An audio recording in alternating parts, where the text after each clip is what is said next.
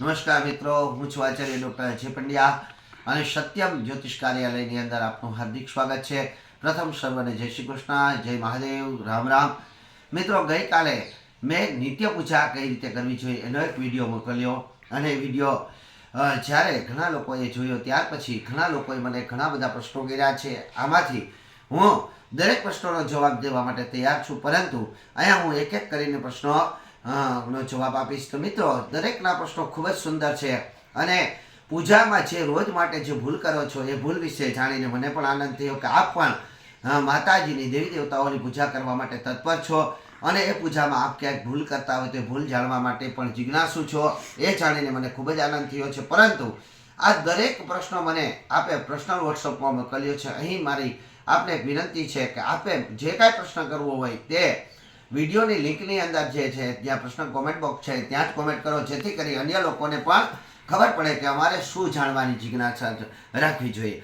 અહીંયા પ્રથમ તો એક જે ટોટલ મને જે વોટ્સઅપ ઉપર મેસેજ મળેલા છે, ટોટલ મેં એની આખું સર્વે કર્યો, એમાંથી ટોટલ 73 મેસેજ મળેલા છે. આ 73 મેસેજમાંથી 54 મેસેજ માત્ર બહેનોના છે અને માત્ર 19 મેસેજ ભાઈઓના છે. અને લગભગ એમાં એમ ગણો તો ઘણા ખરા મેસેજો એવા પણ છે કે જે સમકક્ષ છે, કે જેના પ્રશ્નો સમકક્ષ છે. તો હોઈ શકે એમાં કોઈ દ્વિધા કે સંદેહ રાખવાની જરૂર નથી, કારણ કે ઘણા લોકો એ જ જાણવા માંગતા હોય કે અમારે આ પૂજા નિત્યકર્મની અંદર શું જાણવાની જરૂર છે.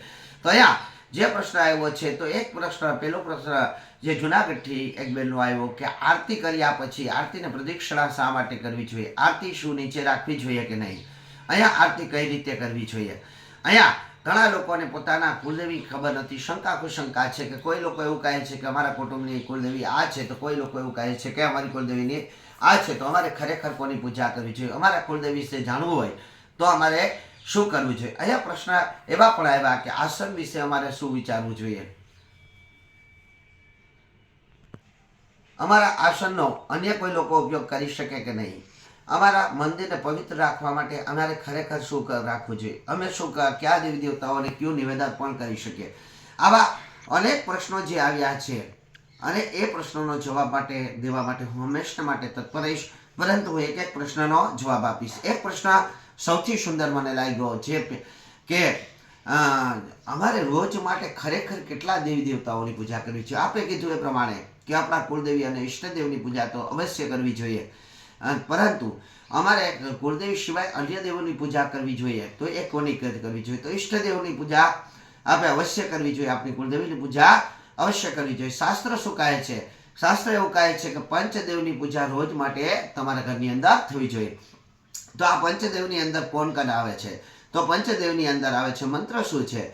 તો મંત્ર છે રવિ વિનાકસ્ય ચંડી ઈશો વિષ્ણુ તથૈવ ચ. રવિ કહેતા સૂર્ય, વિનાયક કહેતા ગણપતિ, ચંડી કહેતા તમારી કુલદેવી અને ઈશો કહેતા શિવજી અને ભગવાન વિષ્ણુ. એટલે કે આ પંચદેવની પૂજા તમારા ઘરની અંદર રોજ માટે થવી જોઈએ.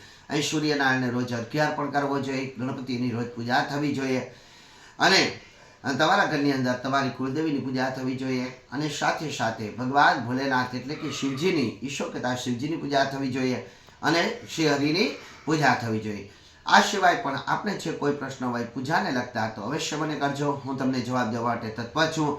અને હા મિત્રો, ખાસ સૂચન આપનું કે આપના જે કાંઈ કોમેન્ટ હોય એ વિડીયોની કોમેન્ટ બોક્સની અંદર જ લખો, જેથી કરી અન્ય લોકો સુધી પણ આપણા પ્રશ્નોને પહોંચી શકે અને લોકો શું જાણવા માગે છે એ લોકો, અન્ય લોકો પણ જાણી શકે.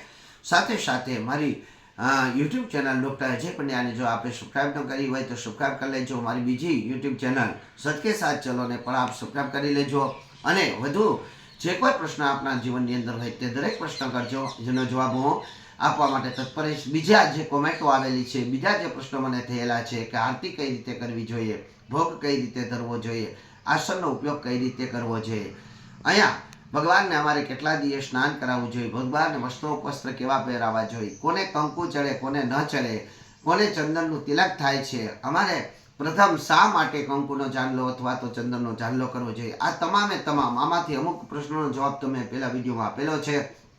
અહીંયા તમામે તમામ પ્રશ્નોનો જવાબ આપીશ.